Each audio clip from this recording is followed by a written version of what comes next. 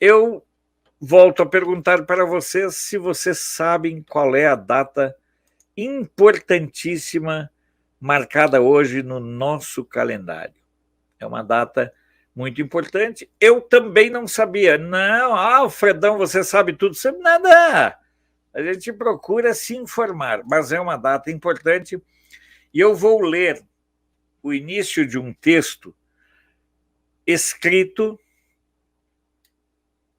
pelo senhor Eduardo Henrique de Souza Martins Alves, bacharel licenciado em História pela Universidade Federal Fluminense, especialista em História Militar Brasileira pela Unirio, também coronel reformado do Exército Brasileiro, mestre e doutor em Ciências Militares. Hoje, 27 de novembro de 2021, terão passado os 86 anos de um fato histórico dos mais significativos para o Exército Brasileiro, a intentona comunista de 1935.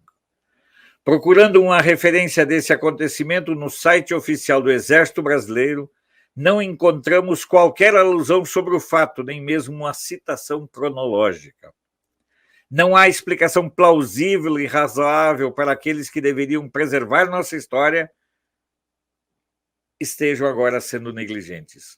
Fatos como esse e também a Contra-Revolução de março de 1964 foram varridos para debaixo do tapete institucional.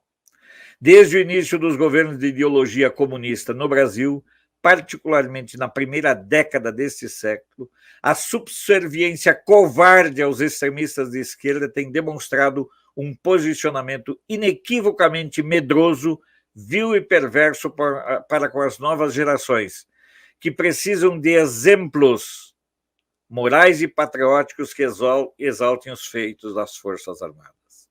É esse conjunto cronológico de uma historiografia militar que irá dar o caminho, a bússola moral para nossos jovens militares. Negar deliberadamente a eles esse conhecimento é permitir que o nefasto patrulhamento ideológico permeie novamente o seio da instituição Exército Brasileiro, o que já está acontecendo.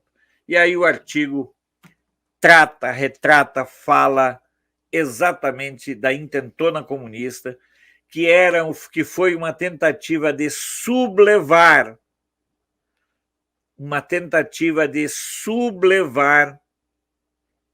o Exército Brasileiro contra o Brasil. É um episódio escondido, como vocês viram ali, nem na cronologia do Exército Brasileiro consta, mas aconteceu em Natal, Recife e Rio de Janeiro.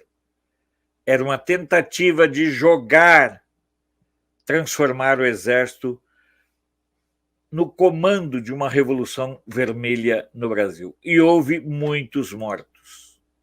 Ao final e ao cabo da revolta em si,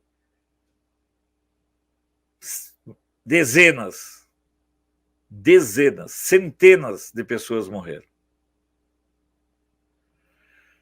Cabe lembrar que, se antes o comunismo clássico nos atormentou, hoje a guerra cultural idealizada por Gramsci bate às nossas portas diariamente, calcada na destruição da família. Outros atores externos e não mais antiga União Soviética tentam, de todas as maneiras, destruir nossa sociedade. É importante, eu achei relevante, porque simplesmente apagaram esse fato da historiografia. A intentona comunista, que foi uma tentativa de golpe, foi esquecido. Os prisioneiros foram conduzidos para a Ilha das Flores e seus chefes para o navio Pedro I, transformado em prisão. Eu estou procurando aqui, eu li o artigo ontem, mas a quantidade de mortos foi alguma coisa assim, mais de 600 mortos. Então, é uma data que eu quis aqui registrar, porque é um momento importantíssimo. Não, o artigo está só comigo, simples. Esse é um artigo exclusivo meu. O autor do artigo, vamos lá. O autor do artigo que mandou para mim foi o Eduardo Henrique de Souza Martins Alves, bacharel, licenciado em História pela Universidade Federal Fluminense, especialista em História Militar Brasileira pela Unirio, coronel reformado do Exército Brasileiro, FESAMAN, bacharel, mestre e doutor em Ciências Militares. Esse artigo está apenas e tão somente comigo, eu o recebi. Mas é importantíssimo porque a gente precisa fazer esse resgate de que não é de hoje que os comunistas estão intentando e lutando para destruir o nosso país. A data de hoje marca, pois, a intentona comunista e a sua derrota.